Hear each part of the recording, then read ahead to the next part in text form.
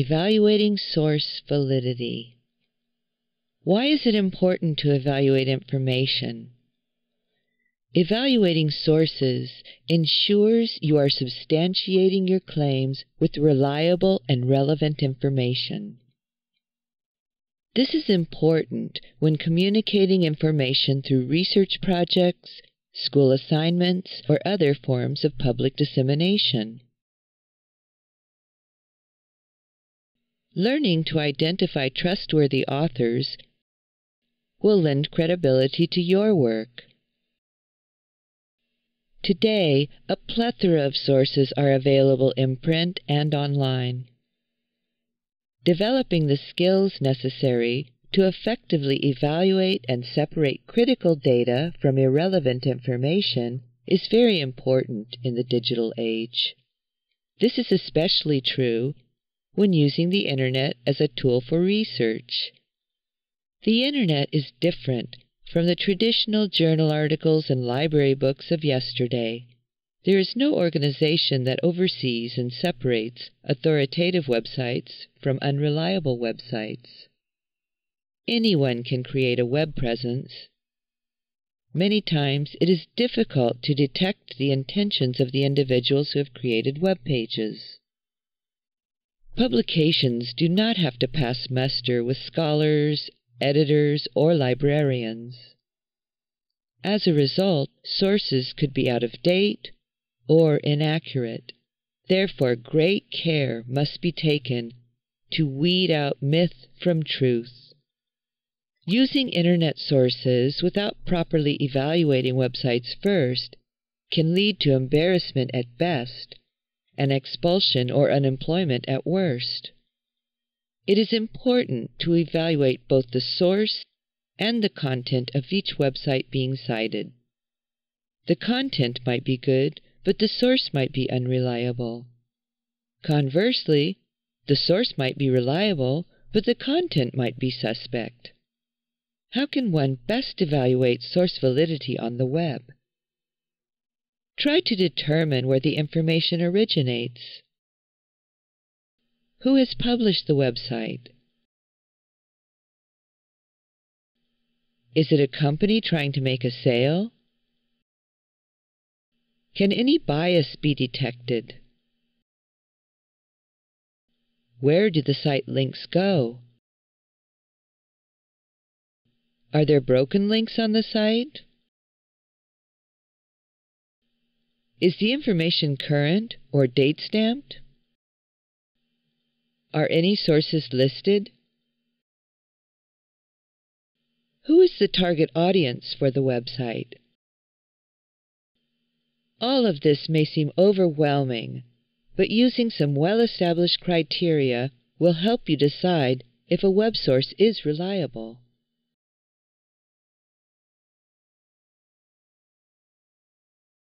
The CRAAP Test. With very little effort, the Internet provides access to an infinite amount of information. This can be problematic because the sheer volume of sources returned in a search may be overwhelming and difficult to manage. In addition, anyone can put anything on the web. Therefore, users must find a method of critically evaluating web sources and filtering out extraneous information. It is the user's responsibility to investigate claims and the individuals making them. Websites may appear respectable at first glance. However, several clues exist that indicate whether a website can be trusted. Websites can be evaluated using a basic checklist of questions. The CRAAP test is one of the most popular checklists used for validating sources. It comes to us from Merriam Library, located on the campus of California State University at Chico. CRAAP is an acronym representing the most important criteria to consider when evaluating information. It stands for currency, relevance, authority, accuracy, and purpose. Currency. When was the information published or posted? Has it been revised? When was it last updated? If your topic requires current information, be sure the information you use is not outdated. Not all topics require current information. Relevance. Does the source provide a deep enough analysis for your purposes? Does it relate well to your topic?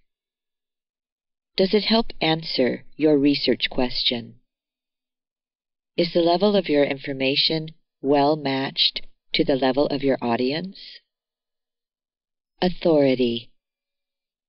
Who are the authors, publishers, editors, and/or sponsors? What are their credentials? Is their contact information provided?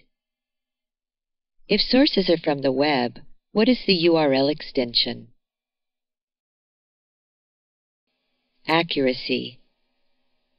Can the claims made be verified through other reliable sources?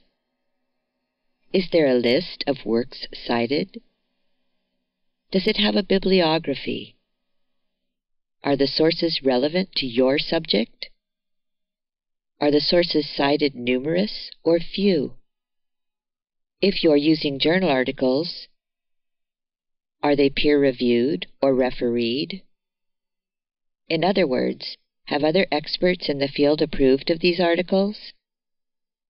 Are there errors in grammar, spelling, or typing? Purpose. Does your source clearly state a purpose? Is its purpose to educate, inform, entertain, or make a sale?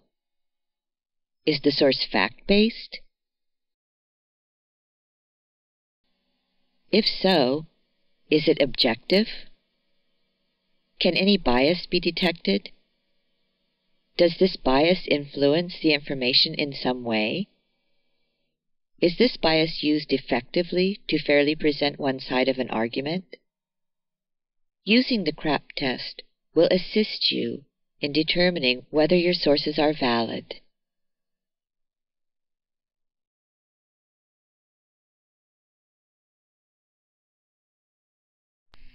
Intellectual property. The binary code that is present in digital text, images, videos, and music is available worldwide to digital producers and consumers. However, the original owners or creators of that content have little control over the unsupervised spread of their body of work.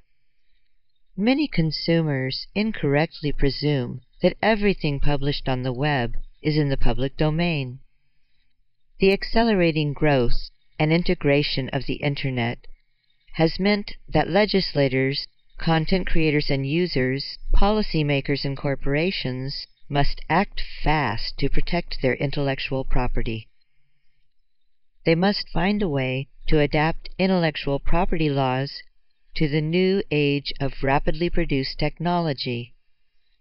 Much debate revolves around how traditional notions of intellectual property have become irrelevant. This includes trying to adapt old legislation to define what is lawful and unlawful when it comes to transactions on the Internet. One camp suggests enforcement through intermediaries, a kind of Big Brother policing of the Internet. Another camp encourages the use of the technology already available to prevent access to unauthorized content. Patent, trademark, and copyright. The laws that protect intellectual property fall into three categories. Patent, the grant of a property right to an inventor, usually with a 20-year term. Trademark, a word, name, or symbol used to distinguish one's product from the products of others. Copyright, protects original works of authorship, including dramatic, musical, literary, and artistic works, both published and unpublished.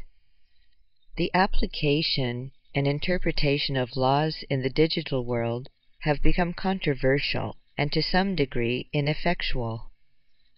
Many film studios and music producers perceive digital technology as hazardous to their economic stability and have pushed for legislation to protect their interests.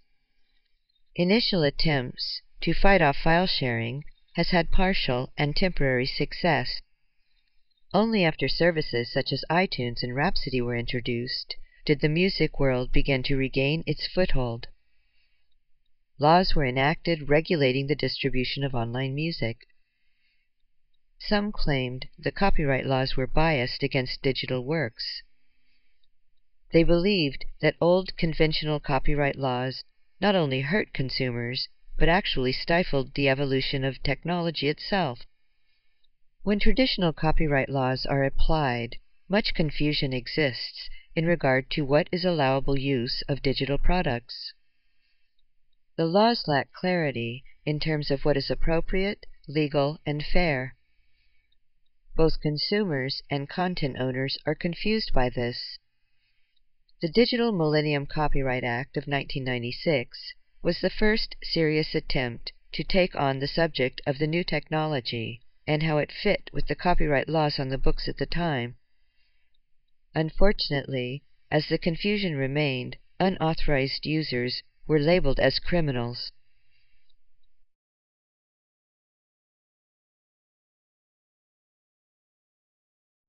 Fair use is a term that describes certain exceptions to copyright laws when used in such fields as research or commentary.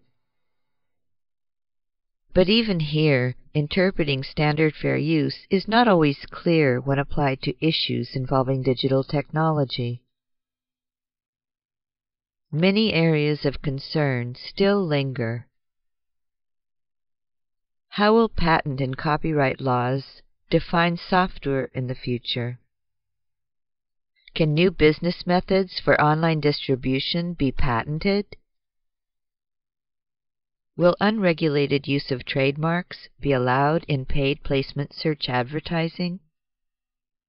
This checklist for fair use is based on a document created by Professor Kenneth Cruz and the staff of the Copyright Management Center at Indiana University, Purdue University, Indianapolis.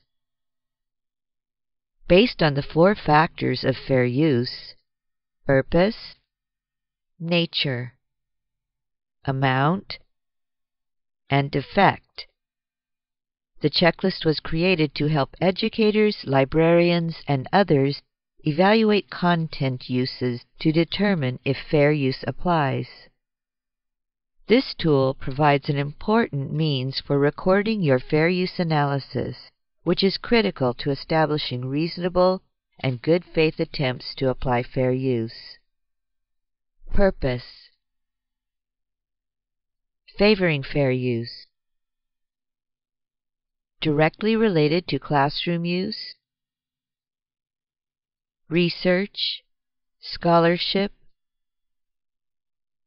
nonprofit educational institutions, criticism, comment, news reporting, transformative or productive use that changes the work for new utility, restricted access to students or other appropriate groups, and parody. Opposing fair use: commercial activity, profiting from the use, entertainment, bad faith behavior, and denying credit to original author. Nature: favoring fair use. Published work: factual or nonfiction based. Important to favored educational objectives.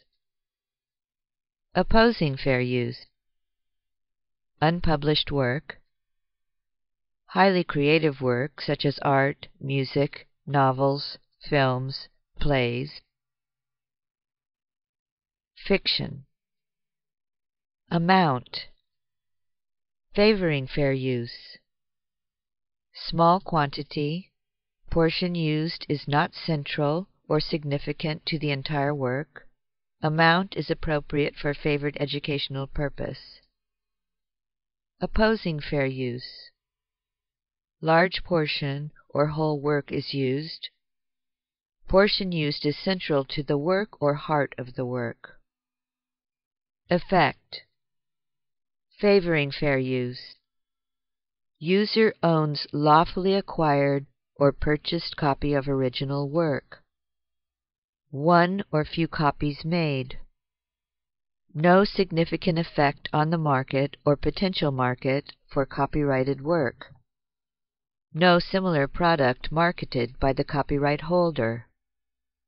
Opposing fair use. Could replace sale of copyrighted work. Impairs market or potential market for copyrighted work or derivative. Available licensing mechanism for use of the copyrighted work. Permission available for using work. Numerous copies made. You made it accessible on the web or in another public forum. Repeated or long-term use. As was mentioned before, all of the above are critical to establishing reasonable and good faith attempts to apply fair use.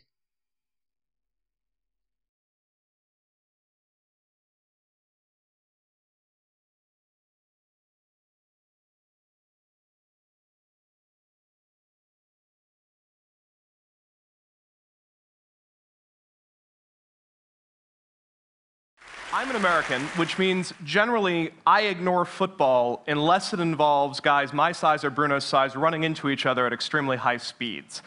That said, it's been really hard to ignore football for the last couple of weeks. I go onto Twitter, there are all these strange words that I've never heard before: FIFA, vuvuzela, weird jokes about octopi, but the one that's really been sort of stressing me out that I haven't been able to figure out is this phrase, cala a boca Galvão.